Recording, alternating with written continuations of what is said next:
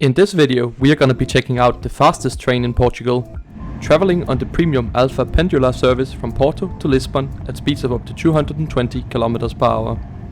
It's going to be an interesting journey, as the train was initially missing from the departure boards and planned to be a completely different train. So let's explore the mess that is CP, the Portuguese railways. Our journey starts here at the Porto Campanhã railway station, which is one of the two principal stations serving the city. I have just arrived here on the tram from the city centre, which is a very convenient way to get around the city. But we are not here for the tram or the Porto metro as it's called today, so let's head inside the station and catch an actual train.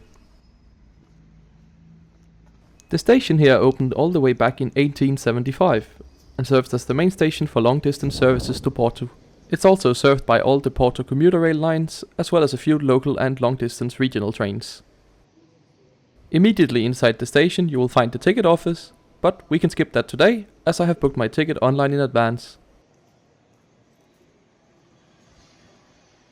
The station is quite compact, but you can see it features a small newsstand, and down here we will also find a waiting room, as well as ticket machines, both capable of selling tickets for the local transport here in Porto, as well as the long distance CP trains. And at this point I was getting slightly worried. I have booked a ticket on the 8:37 train to Lisbon, which is completely missing from the departure board.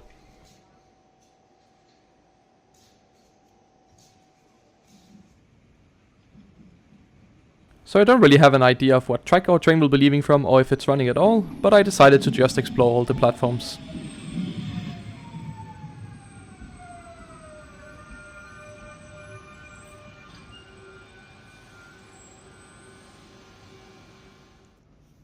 So let's head down to the underpass and see what's on the other platforms. I'm just hoping that the station screens were wrong and that our train is indeed running today. And sure enough, all the way at the far end of the tunnel, there's a strange 0901 Intercity to Lisbon, so maybe the train has been changed without notice to their passengers. And to make this journey even more strange, despite having booked a lower quality and cheaper Intercity train, one of the flagship Alfa Pendular trains are currently on the platform. And the screen seems indeed to confirm that our train has been upgraded from the normal Intercity rolling stock to one of the premium Alfa Pendular trains. These are CP 4000 series trains, part of the Pendolino family designed by Fiat and found all over Europe. They are capable of speeds of up to 220 km per hour. And the screen on the door does indeed seem to confirm that this is train number 522, which is the one I've booked, so let's head on board.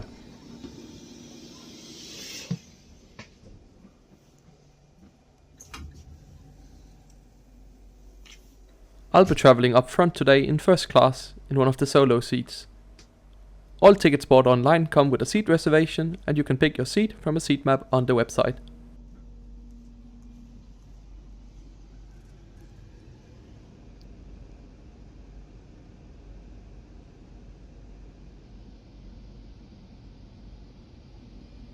Right, now we just await departure, which probably is not for another half hour, based on what the platform screen was showing. And that indeed turned out to be the case, as we sat on the platform for another half an hour. But finally, at 4 minutes past 9, we were accelerating out of the station. The line to our right goes to Porto's other large railway station, São Bento, a really beautiful railway station, which I'm yet to travel from, due to train strikes and previous visits unfortunately. Once we finish navigating the junctions, we take the bridge across the Douro River that splits Porto in half.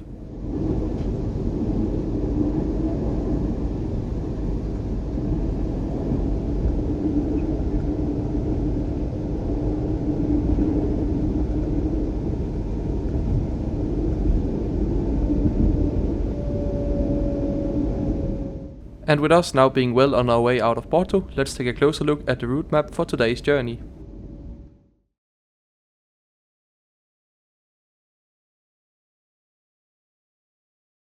We are on board Intercity 522 with service from Porto Campanhã to Lisbon, making 10 intermediate stops on our way to Lisbon, where we first stop at Lisbon's Oriente station, then onto our terminus at Santa Apolónia. This is scheduled to take 3 hours and 23 minutes to cover a distance of 336 kilometers, giving the train an average speed of a roughly 99 kilometers per hour. Leaving Porto, any attempts at making up some of the delay was quickly hindered by a lot of track works and renovations going on along the line.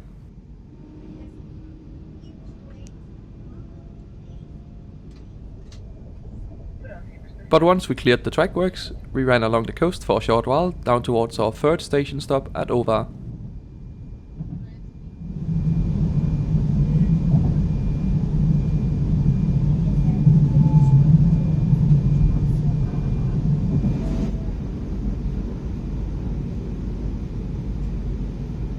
And I think it's about time I show you the seats. They have a leathery fabric that's pretty comfortable, large movable armrests, a solid wooden style table that can be flipped up like this for more space. You will also find power outlets below the table, as well as a bin. Up above there's a reading light. And completely unnecessarily, the window blinds are motorized.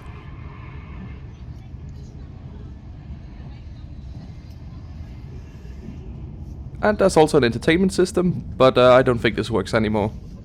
Really comfortable seats.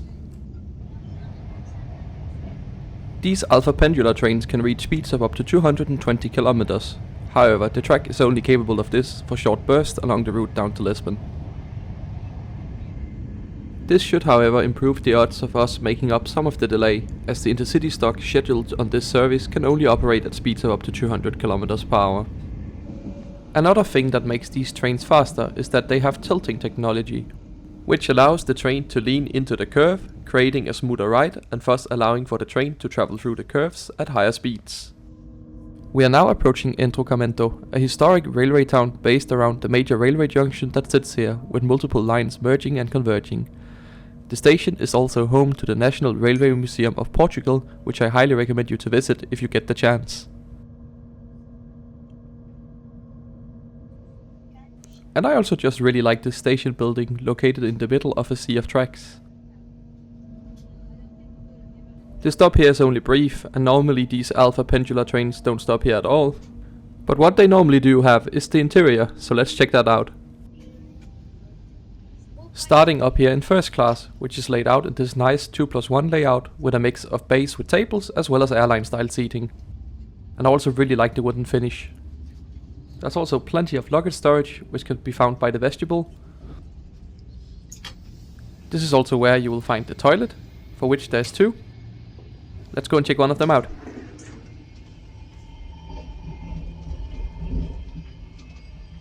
It's looking fairly clean, so good job CP. Right, let's walk on to the next carriage.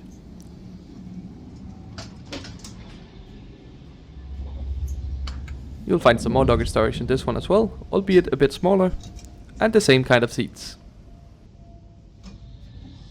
Next up we have the cafe car, which is located in coach number 3.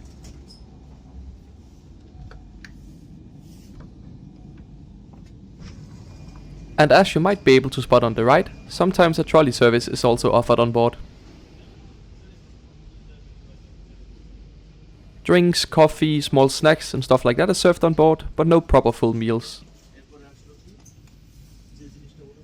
And in extension of the cafe car we find second class, which has similar seats, but just in the more common 2+2 layout. Again with the same luggage storage features. And this seat even looks like it could be equivalent to a solo seat in first class. Up next is the accessible coach, where you will also find the accessible toilet. There's some kind of lift system to take you into the train, but I assume you need to pre-book assistance for this to be used. And then located right next to the door is where the accessible seating is, as well as more standard class seating. And that's about it. These trains are really comfortable and have really great seats both in first and second class, so really good job with these Comboios de Portugal. And just like that, we are soon approaching our penultimate stop at Lisbon's Oriente station, which features an absolutely amazing station canopy and architecture in general. If you want to see more of that station, make sure to check out my video on the actual Portuguese intercity trains. You can press the card in the top right hand corner to watch that video. And as we are now only a few moments away from approaching Lisbon's Santa Apolónia station, it's time for us to talk about tickets. I booked my tickets on the basic but functional Comboios de Portugal website roughly 40 days in advance for 22.5 euros, which includes a youth discount. I think this is good value for a roughly 3.5 hour of train travel in a comfortable first class seat, especially considering the upgrade to one of the more premium Alfa Pendular trains, which normally cost a bit extra. There's also a discount for buying in advance online, so book ahead if you can. Ladies and gentlemen, we arrived to our destination. We hope to see you again traveling with us. The CP Comboios de Portugal appreciates your preference. And just like that, welcome to Lisbon, where we end up arriving with roughly a 26-minute delay.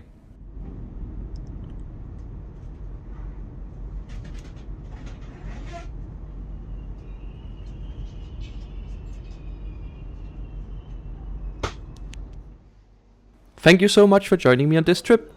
If you want to see more videos like this, make sure you're subscribed to the channel, as I post a new video every Sunday. You can also follow me over on Twitter at Intercity Simon, where I post live from my travels, so it's a great place to get a sneak peek at what videos might be coming in the future. Thanks for watching.